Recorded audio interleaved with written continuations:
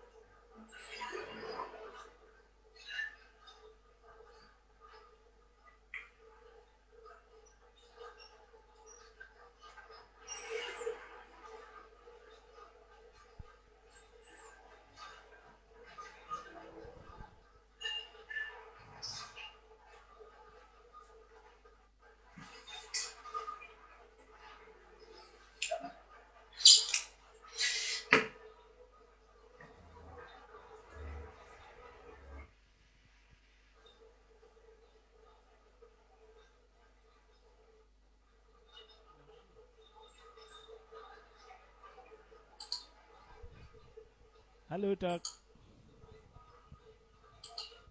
Oke, kita mulai dalam 1 menit lagi ya dok.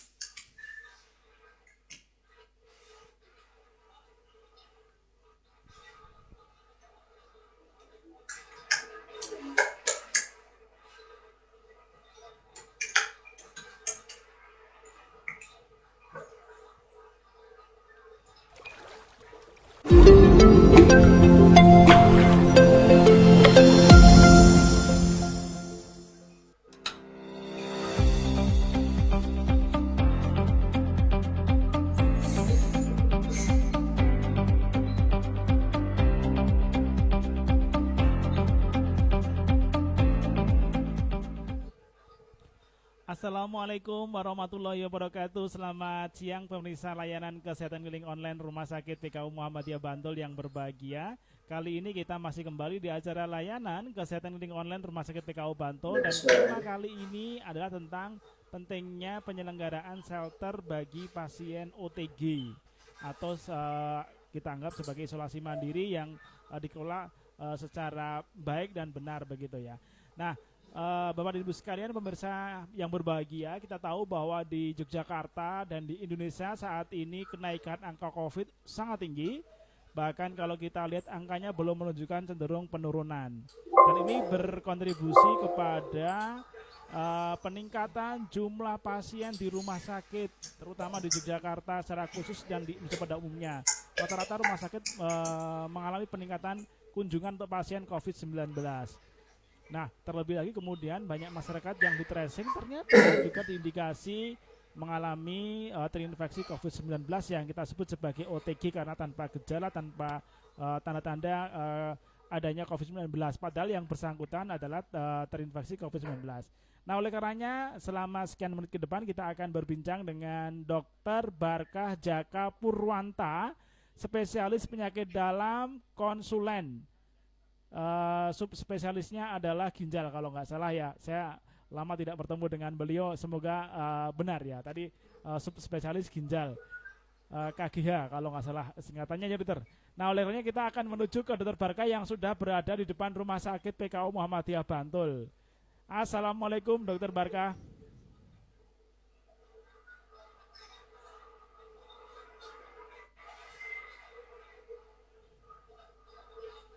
Dokter Barkah, bisa mendengar suara saya? Assalamualaikum, Dokter Barkah.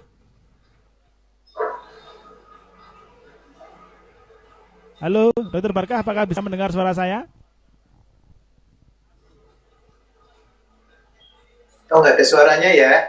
Ya, halo, Dokter Barkah, bisa mendengar suara saya? Apakah dokter bisa mendengar suara saya?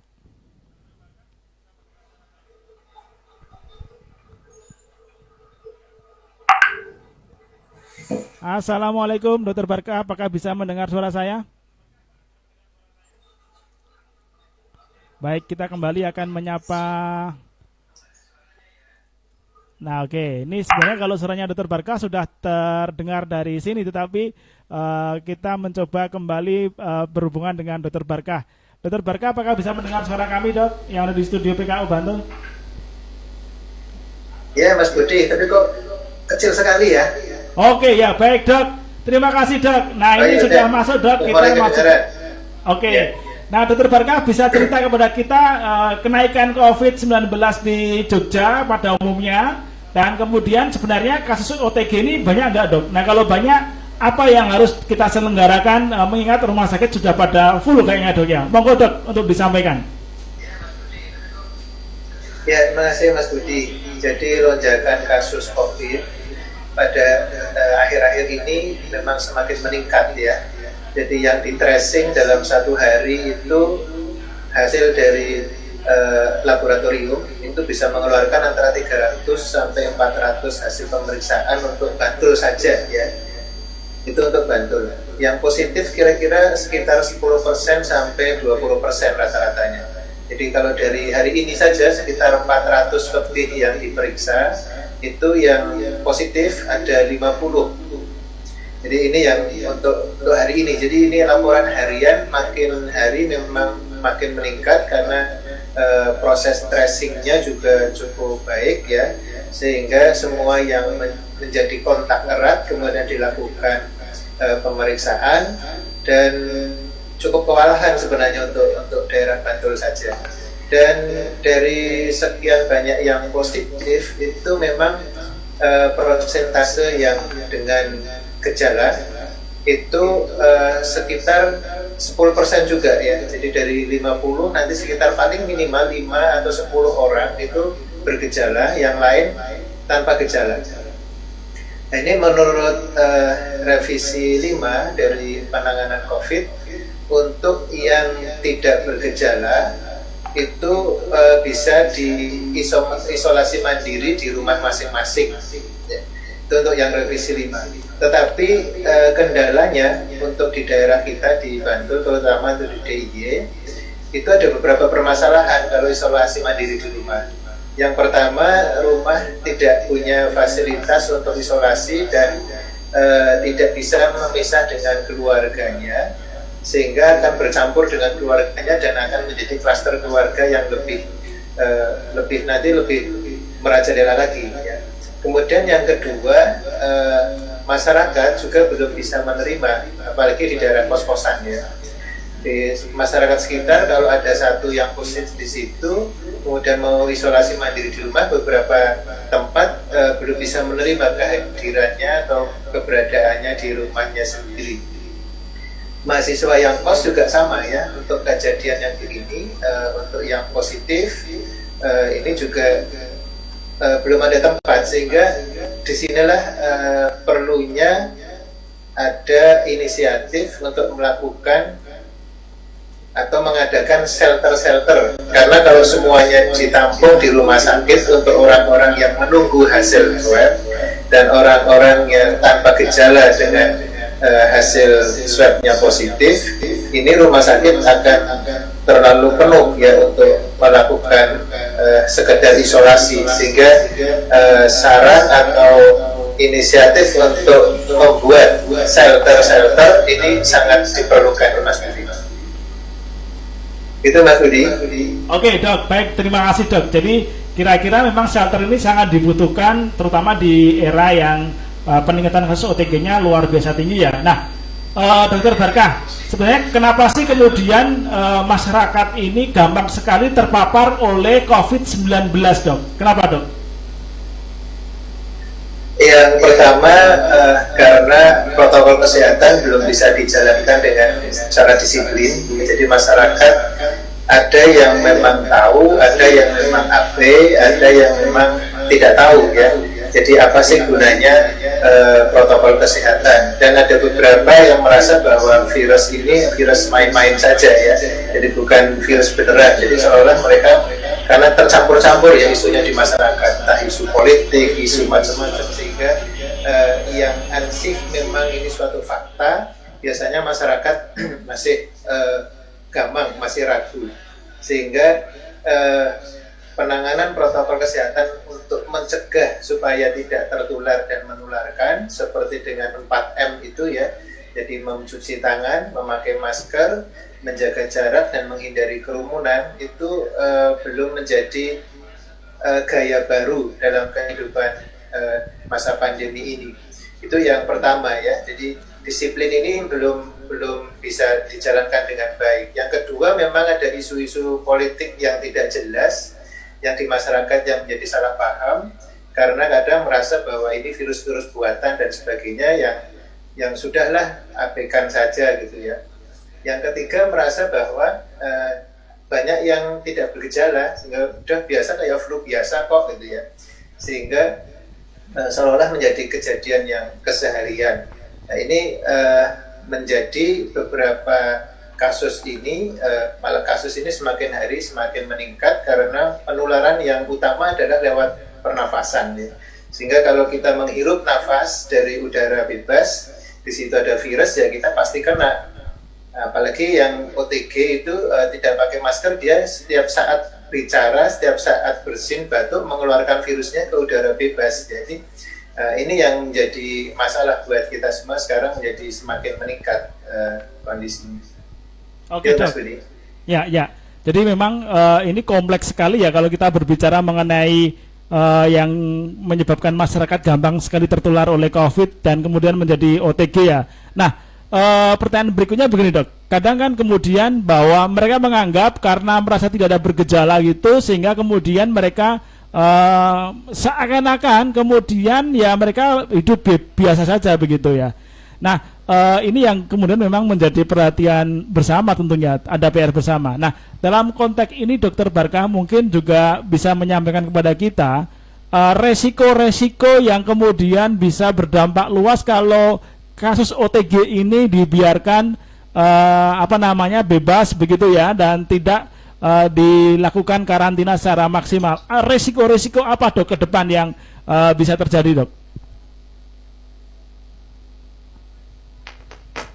Kalau memang tidak ditangani dengan baik ya proses penularannya, karena virus ini kan sampai sekarang pengobatannya belum menemukan obat yang jitu ya. Sebenarnya apa yang bisa menghambat replikasi atau berkembang biaknya virus di dalam badan, atau bagaimana badan ini membuat antibodi juga belum jelas, sampai berapa lama, vaksin juga masih dalam fase 3, sehingga otomatis kita sekarang hanya bisa mencegah supaya virus itu tidak masuk ke dalam tubuh kita.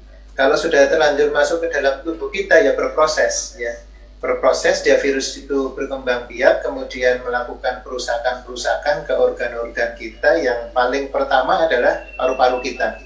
Sehingga orang sering begitu terkena, maka beberapa hari, 2 atau 3 hari kemudian dia mulai batuk, sesek, dan peradangan yang luas di dalam paru-paru, itu yang menjadikan kegawatan ya. Jadi kebanyakan memang yang jalur ini yang utama, sehingga pasien tidak tertolong karena sesak nafas, peradangan hebat di paru ya, sehingga gagal nafas.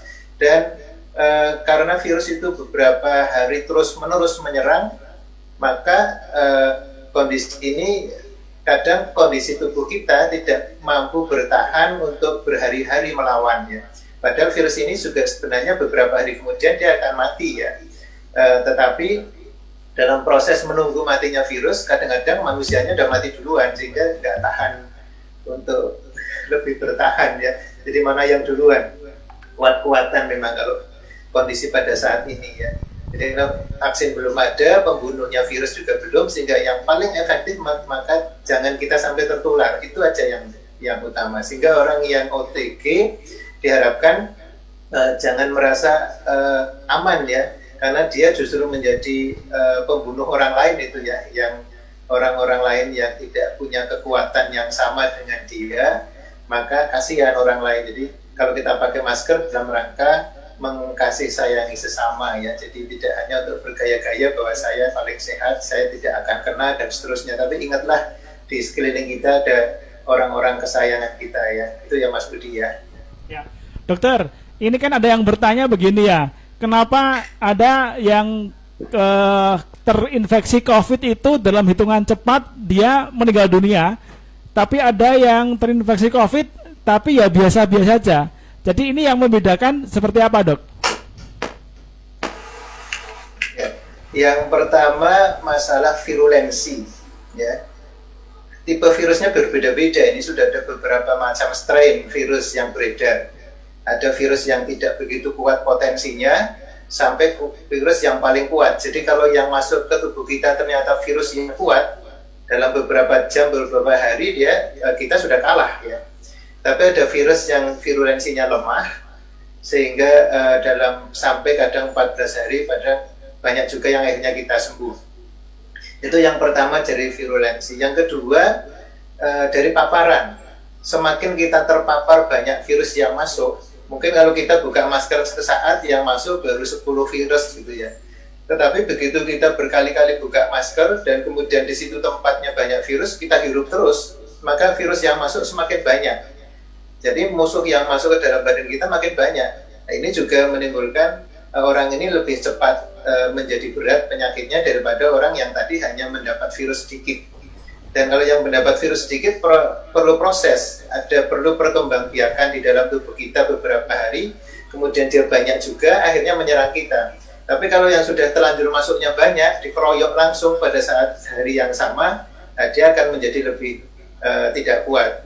Yang ketiga adalah kondisi badan kita sendiri dalam menangkal ya. Jadi ada di fase awal dengan fagositosis, virus itu yang masuk ke selaput pernafasan kita sudah terusir, kemudian terbunuh dan sebagainya. Di saat awal dia belum masuk reseptor di dalam pernafasan kita, itu tergantung daya tahan kita. Kalau kita sering bersih-bersih gitu ya, gosok gigi, kumur-kumur, kemudian sering berwudu sesuai dengan jam-jam sholat wudunya, itu lumayan itu kita membersihkan apa yang sudah masuk di rongga pernafasan, di rongga mulut kita. Dengan berwudu yang baik, dia akan bisa melepaskan gitu. Jadi ini salah satu usaha-usaha itu yang bisa dilakukan, sehingga orang ini juga berbeda-beda daya tahannya. Sehingga ada 3 hal itu tergantung virulensi virusnya, banyaknya virus yang masuk ya, kemudian daya tahan tubuh kita sendiri untuk menahan. Jadi berbeda-beda nanti setiap orang. Jadi jangan bergaya ya. Wah, kalau sekarang masih kuat rasanya, tapi besok hirup lagi di tempat yang sama banyak virus ya kelepok-kelepok juga pada akhirnya. Jadi maka prevensi ini yang memang sangat diperlukan. Ya Mas Budi ya. Ya baik, makasih dok. Jadi memang kembali daya tahan tubuh orang kan berbeda-beda ya, daya tahan tubuhnya berbeda-beda. Kemudian juga tadi menarik, Dr. Barka menyampaikan tentang jumlah banyaknya virus yang masuk ke dalam tubuh seseorang ya, yang juga berbeda-beda juga. Yang kalau banyak virusnya ya penyerangnya banyak ini ya. Nah, agar kemudian kita ini kemudian bisa survive ketika kita sudah dinyatakan OTG, maka tadi Dr. Barka menyampaikan pentingnya penyelenggaraan shelter ya. Nah, Dr. Barka bisa disampaikan kepada kita semua kalau kemudian kita akan menyelenggarakan shelter yang kemudian nanti bisa dihuni oleh teman-teman OTG gitu, kira-kira apa saja dok kelengkapan yang harus dimiliki dalam shelter itu dok? Atau kira-kira fasilitas seperti apa sih yang mesti kita siapkan kalau pengen menyelenggarakan shelter untuk dihuni oleh teman-teman OTG itu dok? Monggo dok. Ya, jadi shelter gunanya ada beberapa hal. Yang pertama untuk orang-orang yang kontak erat menunggu hasil swab. Jadi yang sudah dinyatakan kontak erat, kemudian dia sudah di swab dan menunggu hasil, itu di rumah juga kalau tidak punya sarana yang bagus, ya sebaiknya di shelter. Itu yang pertama, jadi yang sedang menunggu swab. Yang kedua untuk yang sudah terkonfirmasi positif tetapi tanpa gejala. Ini bisa diberikan di shelter itu. Yang ketiga, untuk pasien yang sudah di rumah sakit ya, yang memang positif tapi dalam pantauannya dia gejalanya ringan atau hampir tidak bergejala, ini bisa dioper dulu ke shelter. Jadi jangan menunggu di rumah sakit sampai negatif berhari-hari baru dipulangkan. Ini rumah sakitnya sekarang penuh. Sehingga yang ketiga ini sudah mulai ada cara untuk pasien yang misalnya pertama terdiagnosis di rumah sakit, tetapi 2-3 hari kemudian sambil menunggu hasil nanti hari ke-7 mau dilakukan tes itu dan menunggu hasil lagi 4-5 hari kemudian, itu nggak perlu di rumah sakit. Kalau kondisinya baik bisa dimasukkan ke shelter. Itu atau yang pasien-pasien yang dengan revisi 5 ini pada hari ke-10 kalau di rumah sakit yang tidak perlu dilakukan tes ulang swab, itu juga kondisinya baik bisa dimasukkan ke shelter. Nah ini sekarang shelter bagaimana kalau terisi dengan 4 kriteria ini ya. Yang pertama untuk yang kontak erat menunggu swab, ini harusnya di shelter tetapi jangan dicampur. Karena belum tentu yang saling menunggu ini ada yang nanti ada yang positif, ada yang negatif. Kalau yang menunggu dicampur, ternyata yang dicampur kemarin itu ada yang positif, ada yang negatif, ini ada penularan baru di shelter. Jadi yang menunggu hasil itu sebaiknya dipisah satu-satu, jangan bersamaan. Ya. Itu justru yang menunggu. Kalau yang OTG dengan hasil yang positif itu bisa dibersamakan dalam satu tempat, ya dalam satu ruangan yang luas. Itu bisa dibersamakan bersama-sama dengan pasien yang dari rumah sakit yang kondisinya sudah baik tetapi masih menunggu hasil konfirmasi ulang ya. Ini bisa dibarengkan. Pokoknya yang positif dibarengkan, yang masih menunggu hasil harusnya dipisah satu-satu karena mereka akan ada yang bisa positif, ada yang bisa negatif. Syaratnya di shelter itu maka ada dua model. Yang pertama untuk yang menunggu itu yang harus dipisah dan jangan campur dengan orang yang positif. Dengan situasi di situ memang berjarak ya, antara kelompok 1 dengan kelompok 2 ada jarak, sehingga tidak yang kelompok positif nanti sedang main-main di belakang berkebun dan sebagainya, atau main tenis atau main badminton, udaranya masuk ke sebelahnya yang masih menunggu ya. Ini jangan sampai. Kemudian yang untuk yang positif atau negatif, shelter ini mempunyai kesamaan ya. Jadi dia ventilasinya harus cukup baik ya. Ada sinar matahari bisa masuk. Kemudian sirkulasi udaranya terjaga ya, jangan pengap ya. Artinya tertutup rapat, tidak, malah orang ini boleh di luar kecuali yang tadi yang menunggu hasil swab justru sangat diisolasi ya. Karena belum tentu yang satu positif, yang satu negatif, itu belum tentu. Yang sangat diisolasi justru yang menunggu hasil. Kalau yang sudah sama-sama positif boleh bareng-bareng di situ ya. Mau main tenis, mau main pingpong, mau berkebun, bertaman-taman, di situ bisa ada area-area tertentu, tapi syaratnya tetap harus sama-sama pakai masker. Karena yang ada di orang satu dan orang lainnya, kalau kita bicara atau batuk atau bersin nanti akan keluar dan akan menambah masuknya virus ke orang temannya tadi. Jadi jangan sampai saling menambahkan virus di situ ya. Sehingga walaupun bareng-bareng tetapi harus pakai masker supaya tidak menambahi tambahan-tambahan jumlah virus yang masuk ke tubuhnya. Jadi ada dua hal itu Mas Budi. Jadi memang harus syaratnya itu ya, ada ventilasi bagus, ruangannya cukup ya, untuk berjarak cukup ya, dan antara yang menunggu hasil sama yang sudah positif jangan dibarengkan dalam satu gedung. Kalau bisa ada sekat dari gedung itu yang terpisah untuk yang menunggu dan yang sudah terkonfirmasi tinggal menunggu negatif atau menunggu rumahnya di rumah bisa untuk isolasi mandiri. Ini yang penting karena nanti ke depan ini kasusnya banyak sekali, nggak mungkin untuk di rumah sakit semua dan nggak bisa diklaim lagi kalau yang hanya menunggu-menunggu gitu ya. Ya, itu Mas Budi. Oke, baik, terima kasih Dok. Tadi menarik ya, tentang terutama adalah memisahkan antara yang menunggu dengan yang sudah positif ya. Karena yang menunggu kan belum tentu nanti dia juga positif, bisa nanti yang bersangkutan sudah negatif ya. Ini Penting jadi shelter yang nanti memang memberikan ruang, mana yang kemudian ini positif, mana yang masih menunggu. Nah, terakhir Dokter Berkah, 3 menit terakhir, kira-kira Dokter Berkah sebagai penutup rangkaian diskusi online kita di siang hari ini, apa sih pesan Dokter Berkah kepada masyarakat dan seluruh pelayanan kesehatan agar kemudian kita bisa mengurangi atau kita bisa mengelola teman-teman yang OTG ini agar tidak menjadi pemapar bagi masyarakat yang lain, dan khususnya adalah kefungsian dari shelter ini. Apa pesan Dokter Berkah? Monggo. Jadi untuk teman-teman semua yang untuk kondisi saat ini memang yang paling utama adalah prevensi atau pencegahan, karena belum ada untuk pengobatan dan vaksinasi, dan itu pun nanti ilmu ini masih berkembang terus, karena pengobatan yang beberapa ini akhir-akhir ini juga ditemukan iya, terbukti tidak, ditemukan lagi iya, terbukti tidak ya, sehingga sampai sekarang memang untuk mengobati ini masih sangat jauh kelihatannya, belum mencapai titik untuk bisa menemukan ini loh pembunuh virusnya.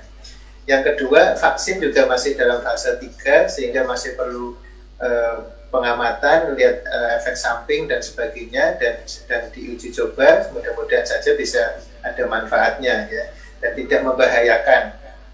Karena dua hal ini yang penting itu juga belum kelihatan tanda-tanda untuk bisa memberantas transmisinya, maka protokol kesehatan yang sudah kita buat selama ini itu disepakati bersama untuk betul-betul dijaga dalam keadaan apapun, dimanapun, dalam acara apapun ya, sehingga untuk bisa mengurangi transmisi dan penyebaran serta mewabahnya penyakit ini lebih luas lagi.